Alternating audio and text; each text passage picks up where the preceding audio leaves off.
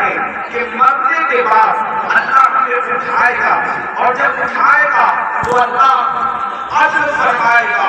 انصاف فرمائے گا، اللہ حساب دے گا، ہر انسان کا حساب ہوگا، جس سے اللہ چاہے گا حساب دے گا۔ قرآن کہتا ہے اَيَحْسَبُ الْإِنسَانُ أَن يُتْرَكَ سُدًى، کیا انسان یہ تصور کرتا ہے کہ اللہ اس سے حساب نہیں لے گا؟ اللہ ضرور حساب لے گا، اور جب اللہ کے حساب کے اندر کوئی کامیاب ہوگا تو وہ جنت میں جائے گا، اور جب اللہ کے حساب میں کوئی ناکام ہوگا اس کا ٹھکانہ جہنم ہوگا۔ اللہ ارشاد فرماتا ہے إِنَّ الْأَبْرَارَ لَفِي نَعِيمٍ وَإِنَّ الْفُجَّارَ لَفِي جَحِيمٍ، کہ ہم نے نیکوں کے لیے جنت تیار کر رکھی ہے، جنت اور جنت کی نعمتیں نیک لوگوں کے لیے ہے، اور اللہ کے نافرمان مجرموں کے لیے جہنم تیار کر رکھی ہے۔ جہنم کا عذاب ہے، یہ بات کسی مولوی صاحب کی نہیں ہے میرے عزیز، یہ بات کسی لیڈر کی نہیں ہے میرے عزیز، یہ کسی سیاسی لیڈر کا فرمان نہیں، یہ اللہ رب العزت کا فرمان ہے،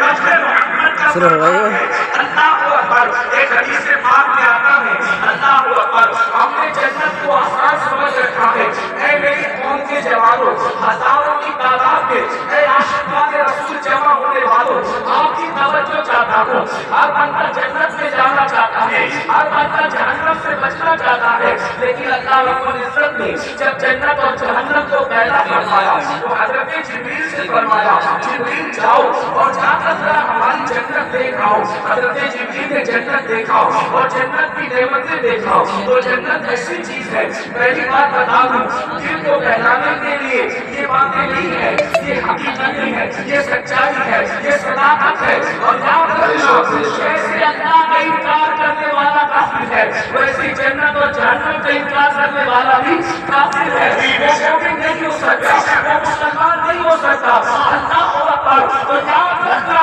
دل کو بہلانے کے لیے یہ بلوا کے قصے کہانیاں نہیں ہے، یہ حکیموں کی منگرت باتیں نہیں ہے، بلکہ یہ اللہ کا فرمان ہے کہ جنت حق ہے، جہنم حق ہے۔ ایسے جبریل کو اللہ رب العزت نے فرمایا جبریل جاؤ ہماری بنائی ہوئی جنت دیکھ آؤ۔ حضرت جبریل نے جنت کو دیکھا، جنت کی نعمتوں کو دیکھا، اور دیکھنے کے بعد اللہ سے عرض کیا مولا تیری جنت کتنی خوبصورت ہے، تیری جنت کتنی حسین ہے، تیری جنت کتنی جمیل ہے، تیری جنت میں کتنی نعمتیں ہیں۔ مولا جو سنے گا یہ نعمتیں تو ہر بندہ جنت ہی میں داخل ہوگا، ہر بندہ جنت میں جائے گا، مولا ہر بندہ جنت میں جائے گا۔ پھر اللہ نے فرمایا جبریل ذرا جہنم بھی دیکھ لو۔ حضرت جبریل نے جب جہنم کو دیکھا تو جہنم دیکھنے کے بعد اللہ اکبر، اس کے جو عذاب دیکھے، اللہ کے عذاب اور جہاں وہ شدت، وہ تپش، وہ حرارت، وہ ساری چیزیں دیکھی تو آپ عرض کرتے مولا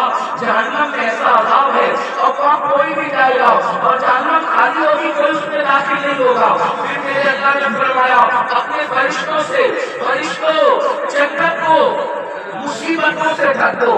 فرشتوں جنت کو محنتوں سے ڈھک دو، فرشتوں جنت کو تکلیفوں سے ڈھک دو، اور جہنم کو لذات اور شہوات سے ڈھک دو۔ اللہ اکبر، تو جب جنت کو مصیبت اور تکلیفوں سے ڈھکا گیا اور جہنم کو لذات اور شہوات سے ڈھکا گیا تو پھر جبریل نے عرض کیا مولا اب جنت میں کون جا سکے گا اور جہنم سے کون بچ سکے گا؟ یعنی جو راستہ جنت کی طرف جانا ہے وہ مصیبت والا ہے، وہ تکلیف والا ہے، اور جو راستہ جہنم کی طرف جاتا ہے وہ راستہ لذت والا ہے، شہوت والا ہے، عیش والا ہے، آرام والا ہے۔ جیسے مثال کے طور پر اب یہاں جتنے بیٹھے ہوئے کھڑے ہوئے لوگ وہی محفل کے شریک ہیں، میں توجہ چاہتا ہوں راہی جنت کے مسافر بننا چاہتے ہو یا جہنم کے راستے پہ چل رہے ہو، خود اپنے آپ میں ڈوب کر فیصلہ کر لو۔ دیکھو سردی کی ٹھنڈی ٹھنڈی رات ہے، رات کا آخری پہر ہے، اب اس کے بعد نرم نرم گدوں پر آپ لیٹے ہوئے ہیں، آسمان سے شبنم برس رہی ہے، پورا ماحول گلابی ہے۔ ایسے میں موسیقی کہتا ہے الصلاۃ خیر من النوم، الصلاۃ خیر من النوم۔ اب جو بندہ مصیبت اٹھا کر کے اس ٹھنڈی کے موسم میں، اس ٹھنڈی کے ماحول میں بستر سے اٹھ کر کے مسجد کی طرف جا رہا ہے، ٹھنڈے پانی کی تکلیف اٹھا رہا ہے، نیند کو قربان کر رہا ہے، اس